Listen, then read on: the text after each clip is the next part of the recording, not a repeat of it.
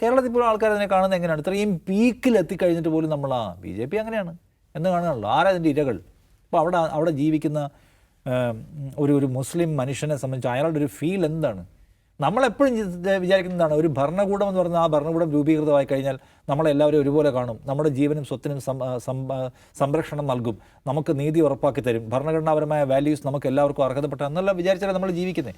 അതല്ലേ നമ്മുടെ ജീവിതത്തിൻ്റെ അന്തസ്. റോഡിലിറങ്ങി നിൽക്കാനുള്ള നമ്മുടെ പവർ എന്താണ്? ഈ രാജ്യത്തെ പൗരനാണ് ഞാൻ, ഭരണഘടന മുന്നോട്ട് വയ്ക്കുന്ന സംരക്ഷണം എനിക്കുമുണ്ട്. അതുകൊണ്ടല്ലേ നമ്മൾ ഉറക്ക വർത്തമാനം പറയുന്നത്, നമ്മുടെ റൈറ്റ്സിനെ കുറിച്ച് സംസാരിക്കുന്നത്. അസമിലെ ഒരു സാധാരണ മുസ്ലിം, അയാൾ മിയ മുസ്ലിം ഓർ അസം മുസ്ലിം എന്ന കൺഫ്യൂഷനൊന്നുമില്ല. ഏത് മുസ്ലിമിനെ കണ്ടാലും അങ്ങനെ ചാപ്പ കുത്താൻ കഴിയുന്ന ഒരു അന്തരീക്ഷം അവിടെ രൂപപ്പെട്ട് കഴിഞ്ഞു. അവിടെ ഒരു മനുഷ്യൻ്റെ ഒരു കോൺഫിഡൻസ് ലെവൽ എന്തായിരിക്കും? അയാൾ അനുഭവിക്കുന്ന ഒരു അരക്ഷിതാവസ്ഥ എന്ന് പറയുന്ന സംഗതി എന്തായിരിക്കും?